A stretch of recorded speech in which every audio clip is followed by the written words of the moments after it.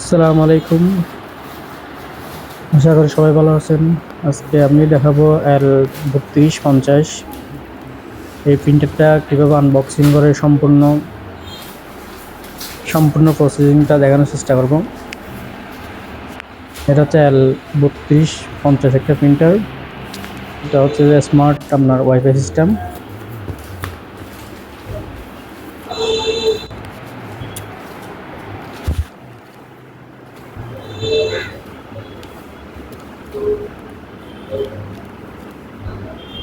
ইপসনে যত প্রিন্টার আছে সবগুলোই সিস্টেম হচ্ছে একই রকম।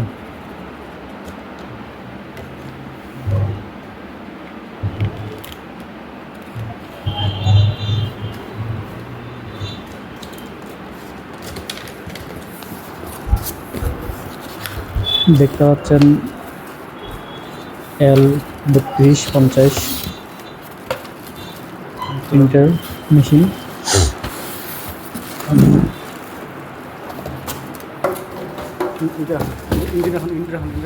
এই প্রিন্টারের সাথে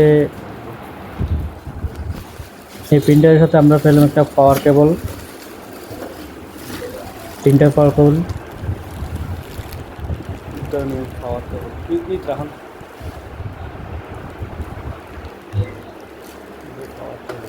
সাথে আরও আছে ইউএসবি কেবল, প্রিন্টারের ইউএসবি কেবল আছে। 4 কালার অরিজিনাল কালার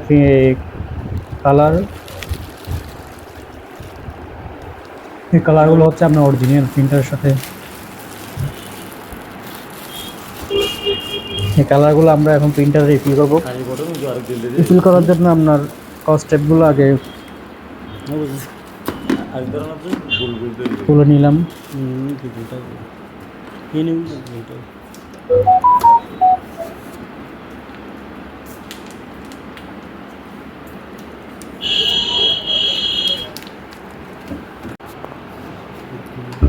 এটা হচ্ছে কালার ড্রামের মধ্যে আপনারা দেখতে পাচ্ছেন BKYMC। ফার্স্টে আমরা বিকে ব্ল্যাক কালারটা আমরা রিফিল করব।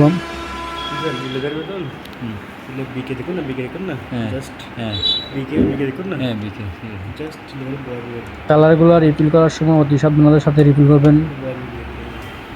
যে কালার ওই কালার ম্যাচিং করে আপনারা রিফিল করার চেষ্টা করবেন। রিফিল যাতে এদিক সেদিক না হয়, এক কালারটা আর কালারটা না হয়, ভালোভাবে দেখে তারপর কালারগুলো রিফিল করবেন।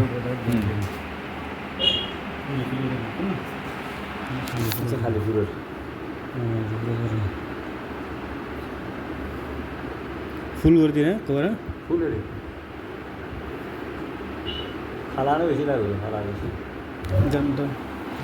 তো দেখতে পাচ্ছেন আমাদের ব্ল্যাক কালার রিফিল করা শেষ। এখন আমরা ইয়েলো কালার রিফিল করার চেষ্টা করব।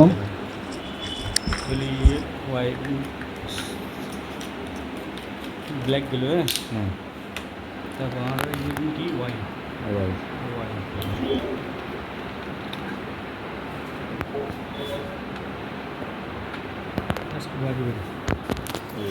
এই রিফিল করা একদম সহজ। জাস্ট আপনি খালের মুখটা হলে আপনি ওখানে লাগাই দিবেন, জাস্ট লাগাই দিলে অটোমেটিকভাবে রিফিল হয়ে যাবে আপনার। শুধু কিন্তু সাইজে ভরবেন খালি, মানে কালার মিলে যাবে। হ্যাঁ, কালার মিলে ভরবেন। আর সবসময় বলবেন যে খালি করে দিলে অরিজিনাল বলবেন, অরিজিনাল দাম বেশি।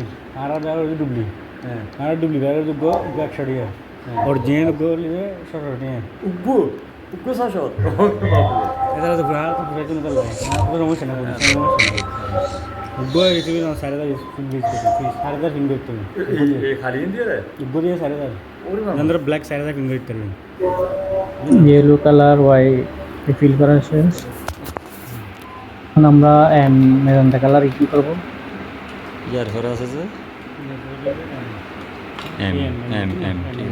বারবার বলতেছি আপনারা কালিগুলো রিফিল করার সময় সাবধানতার সাথে রিফিল করবেন। কালারগুলা দেখে তারপর রিফিল করতে হবে।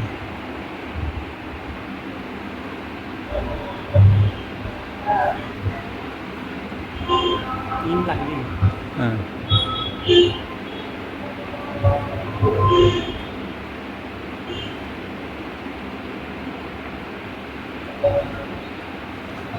হঠাৎ সকাল আর এখন চারি কালার চলে এসছে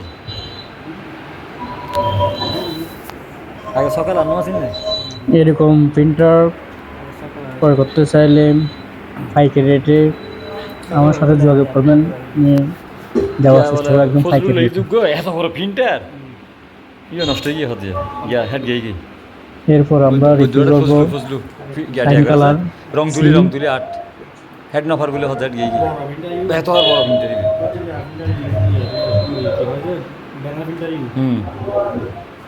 হেড গিয়ে হতে নফার গুলো হতে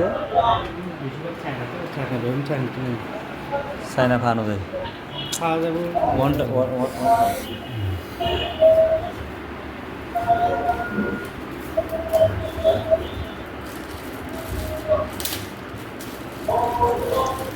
এই কালারগুলো পরবর্তী রিফিল করার সময় আপনার মনে রাখতে হবে যে কালি শেষ হওয়ার আগে আপনাদের রিফিল করতে হবে।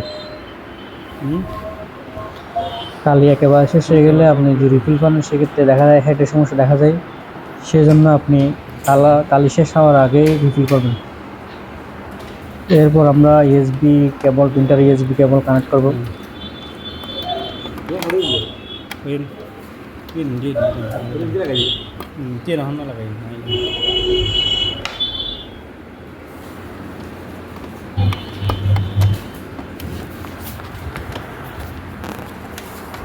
প্রিন্টারে পাওয়ার কেবল লাগাই দিলাম।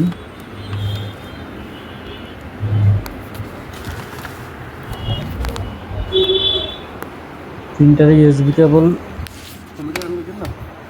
পিসির সাথে সংযোগ করতে হবে। একটা আপনার একদিকে হচ্ছে আপনার প্রিন্টারের সাথে, আর একদিকে হচ্ছে আপনার পিসির সাথে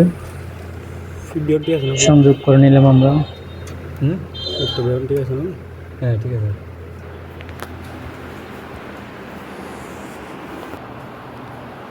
প্রিন্টারের পাওয়ার অন করলাম। প্রিন্টারের পাওয়ার অন করার পর একটা অফ করবেন, অফ করার পর আপনার রেড লাইট জ্বলবে। রেড লাইট আপনার অন হলে এটা রেড লাইটটা আপনার 2-3 সেকেন্ড ধরে রাখেন। ধরে রাখার পর অটোমেটিক সিস্টেম রেডি হবে আপনার প্রিন্টারের মধ্যে।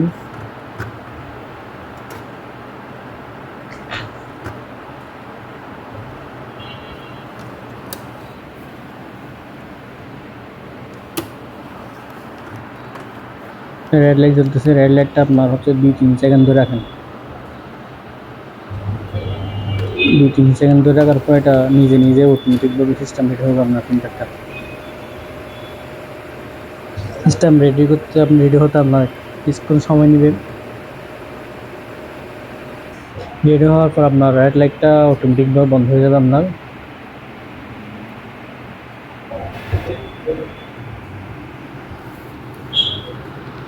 এটা হচ্ছে যে L3250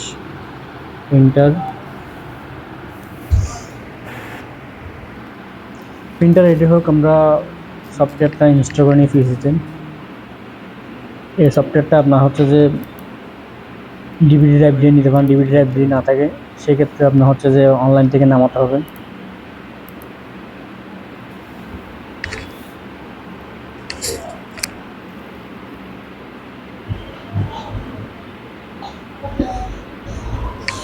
সফটওয়্যার ইনস্টলের কাজ চলতেছেন। ইনস্টল আছে, সেদিকে আমার প্রিন্টার রেডি হয়ে গেছে। আপনার দেখতে পাচ্ছেন রেড লাইট বন্ধ হয়ে গেছে, আপনার সবুজ লাইট জ্বলতেছে। আমরা পিন দিয়ে চেক আপ করবো পিন।